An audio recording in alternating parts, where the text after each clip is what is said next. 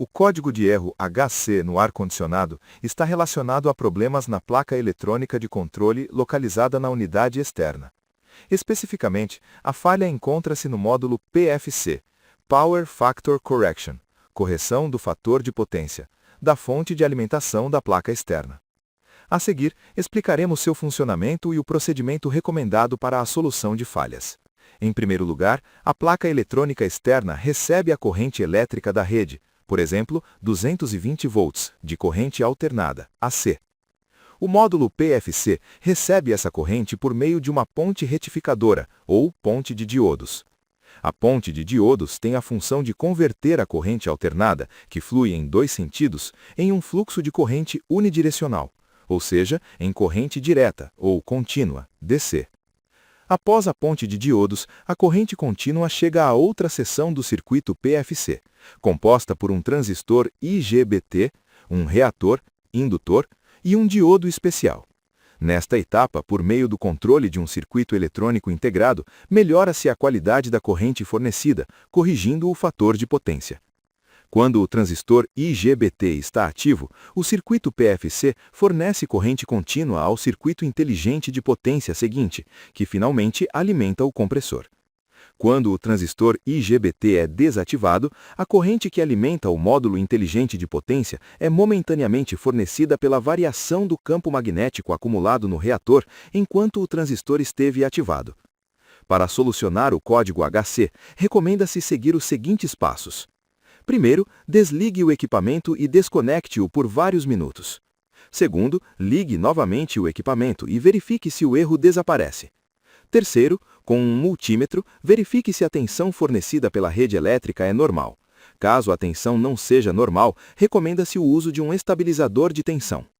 Quarto, com a placa eletrônica energizada, meça a tensão na saída da ponte de diodos.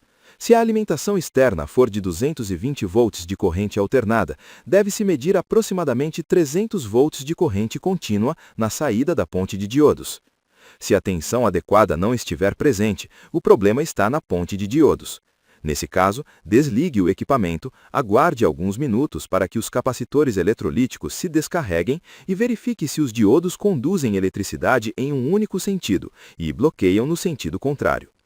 Se algum diodo apresentar uma leitura diferente dos demais, substitua. Se a placa possuir os diodos integrados em um único encapsulamento, substitua toda a ponte de diodos. Se a tensão após a ponte de diodos estiver correta, o problema encontra-se no circuito posterior.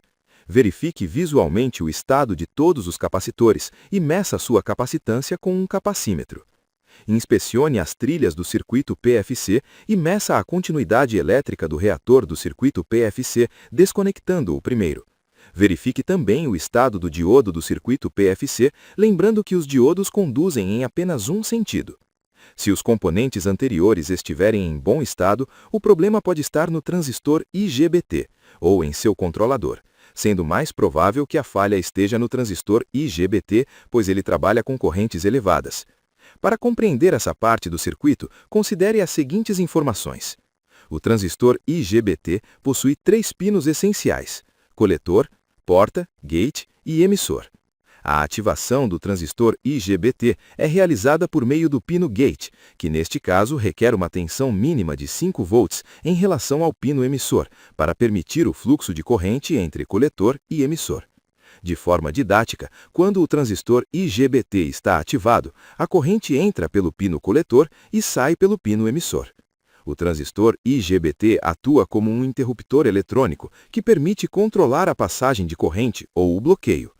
Quando a diferença de tensão entre o pino gate e o pino emissor aumenta, a quantidade de corrente que o transistor permite passar entre coletor e emissor também aumenta. O driver ou controlador do transistor IGBT é o componente responsável por fornecer a tensão necessária ao gate. Esse driver recebe um sinal do controlador principal da placa eletrônica por meio de uma de suas entradas e, de acordo com o sinal recebido, fornece um valor de tensão em sua saída que se conecta ao pino gate do transistor IGBT. No gráfico característico desse transistor, observa-se que à medida que aumenta a diferença de tensão entre gate e coletor, também aumenta a corrente que o transistor IGBT permite circular entre coletor e emissor. O circuito típico de um corretor de fator de potência, comum em placas eletrônicas de ar-condicionado tipo inverter, mostra como o controlador gerencia o transistor IGBT para regular o fluxo de corrente conforme necessário.